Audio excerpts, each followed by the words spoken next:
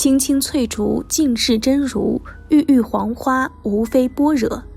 这是一句诗意灵动又引人参究的禅门寄语。在禅者心目中，一切都是佛法，从远离喧嚣的深山寺院到人潮汹涌的市井街头，只要善用其心，如理地观，就会心明眼亮，豁然开朗。正如净慧长老所说的那样，尽大地皆为禅堂。大家好，感谢大家收看今天的节目。今年4、5月间，20年前风靡世界的超级魔幻史诗电影大片《魔戒》3部曲《护戒联盟》《双塔奇兵》《王者无敌》在经过高清制作后重返影院，再度掀起一波观影热潮。作为一部斩获10余项奥斯卡奖的大片，《魔戒》的确不同凡响。它创造了一个包罗万象的宏大世界，描绘了一幅跨越千年的历史画卷，讲述了一连串离奇曲折的魔幻故事，塑造了一系列令人难忘的鲜明角色。电影中有太多令人目眩神迷的镜头和画面，再加上忽而撼天动地，忽而千回百转的音乐，可谓时时扣人心弦，处处埋藏伏笔。因此，虽然3部曲的总时长多达9个小时，却能紧紧抓住影迷的心。1000个人有1000个哈姆雷特，面对一部杰出的文学艺术作品，不同的人有大相径庭的解读方式，会读出属于自己的版本。就拿小编来说，20年前的观影体验与今天相比，就有着巨大的差异。从一个学佛人的角度看，魔戒的世界观及其深入探究的主题与佛法其实高度相似，说它是又一部生动直观的佛法教材，似乎也不为过。往昔所造诸恶业，皆由无始贪嗔痴。以佛门眼光看，贪嗔痴是众生轮回之根，痛苦之源。它不分肤色、种族、国别、贫富、智愚，普遍根植于人性深处。因此，作为反映人性的电影行业，几乎每一部电影都会自发或自觉地触及到人性中贪婪、嗔恨、愚痴的阴暗面。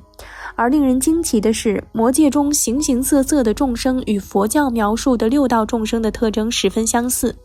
长生不老、美艳惊世的精灵，仙风道骨、授予天齐的巫师甘道夫，无疑类似佛教中的天人。仇恨世界、奴役众生的魔君索隆，肮脏丑陋、残暴邪恶的奥克，属于典型的地狱众生；痴迷魔戒、丧失人性的怪物咕噜，酷似贪得无厌的恶鬼；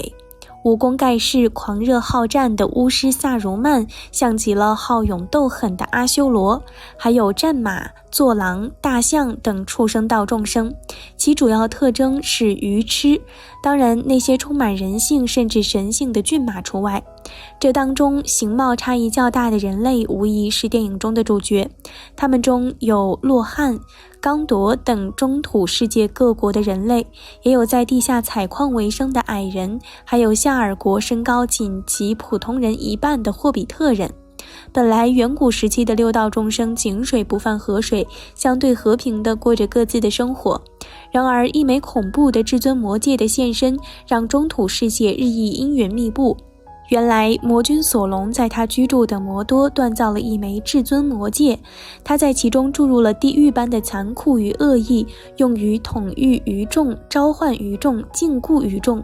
就像第2次世界大战中的法西斯同盟一样。索隆唆使邪恶巫师萨如曼打造一种极其丑陋、贪婪、残暴、无坚不摧的新物种奥克，并且令这个邪恶物种的版本不断升级，用于全面摧毁中土世界。索隆最邪恶的终极目的是运用至尊魔戒的超级恐怖魔力，彻底终结人类时代，开创奥克纪元。令人痛心疾首的是，这一毁灭性悲剧本来是可以避免的。数千年以前，在各界众生联合抗击索隆的大战中，目睹父王惨死于索隆的剑下。刚多王子伊希尔杜爆发出惊人的勇气和力量，一举砍断了索隆带着至尊魔戒的黑手。失去至尊魔戒庇护的索隆和他不可一世的魔君当即灰飞烟灭。中土世界在濒临灭亡的绝境中反败为胜。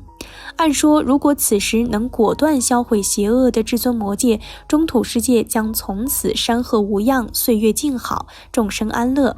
然而出人意料的是，伊希尔杜竟然贪恋至尊魔戒的至高权柄，不仅拒绝销毁，反而据为己有。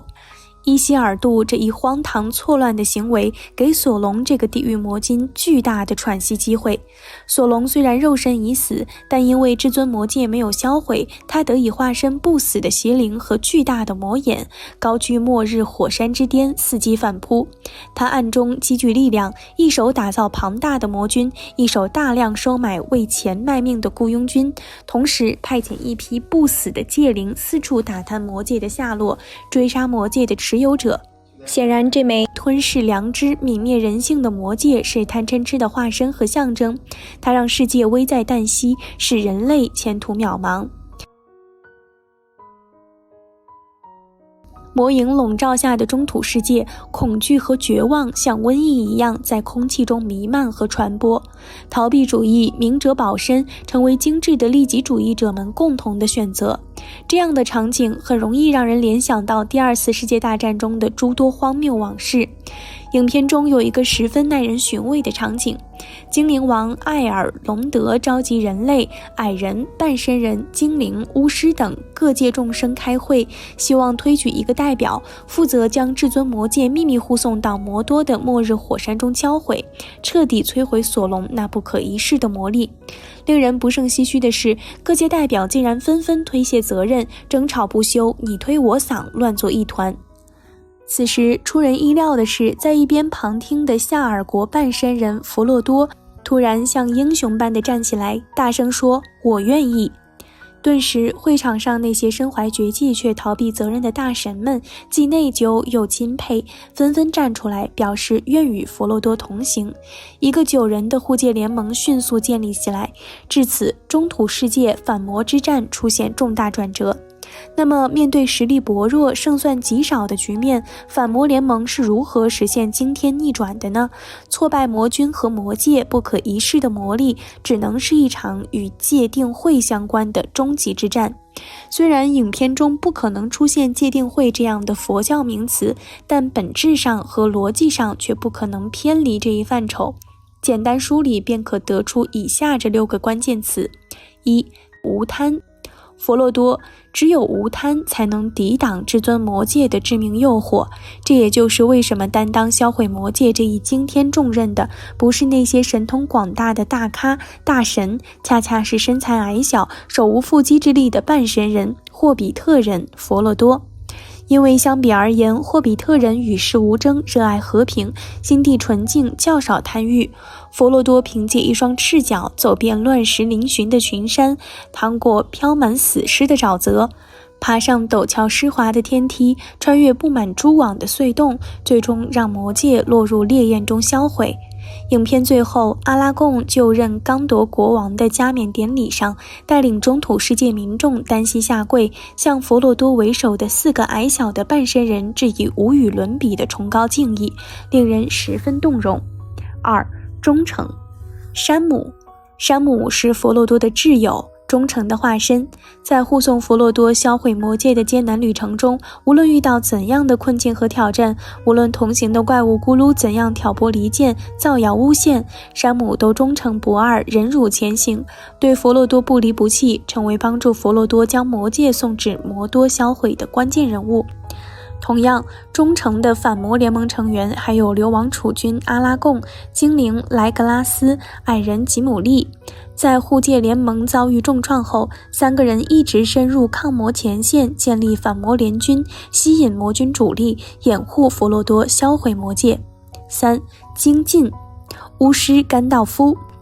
魔军大敌压境，中土势单力薄，双方实力悬殊，前途十分暗淡。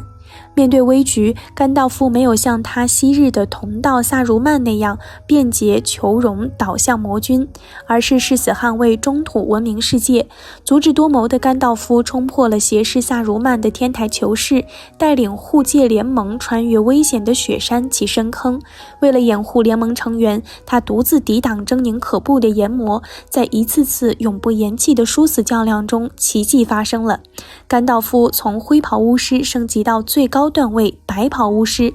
将附着在洛汗国王奥尔顿身上的邪灵萨如曼打败。一个须发飘飘的千岁老者竟然靠精进不懈的努力华丽升级，让人联想到的是佛门的正精进。4. 悲悯。主角佛洛多面对邪恶丑陋、诡计多端、令人厌弃的怪物咕噜，佛洛多依然心怀悲悯。因为在前往魔多的凶险旅途中，佛洛多亲身体验到了魔界具有吞噬良知和理性的邪恶魔力，从而对咕噜同病相怜。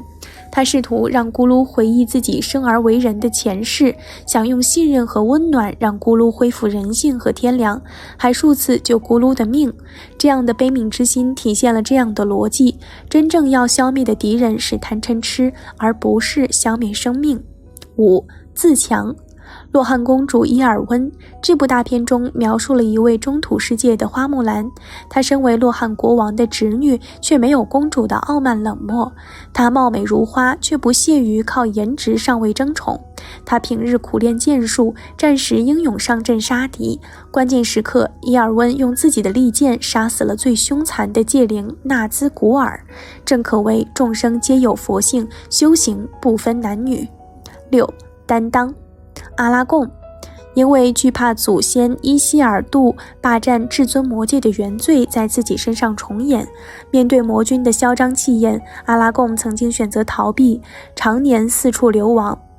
在艰苦卓绝的反魔斗争中，阿拉贡走出哈姆雷特式的犹豫懦弱和自我怀疑，开始担当一个真正的王者，保卫国家人民，维护和平正义的使命。阿拉贡以王者的合法身份进入死亡山谷，召集曾因临阵脱逃而遭到诅咒的亡灵投入战场，大举横扫魔军，迅速扭转战场。从现实和科学角度看，《魔戒》这部惊心动魄的魔幻大片显然属于子虚乌有的艺术虚构。然而，《魔戒》带给影迷的巨大冲击和重大启迪却真实不虚，这一点很像中国的《西游记》。小说中描写的那些降魔除妖、历经991难的离奇故事，显然与真实的玄奘大师西天取经之路相距108000里，却被列入中国古典4大名著。数百年来，无数读者从中受到深刻教益。可以说，两部作品刻画描写的魔幻世界背后，其实是一部看似荒诞，实则真实的心灵修炼史。若人欲了之，三世一切佛，焉观法界性，一切唯心造。佛法认为现实世界与心密切相关，一心识法界，因此人生根本上是一场心灵修炼的漫漫旅程，是随顺贪嗔痴，害人终害己，还是勤修戒定慧，自利且利人？人生道路的选择权完全在自己。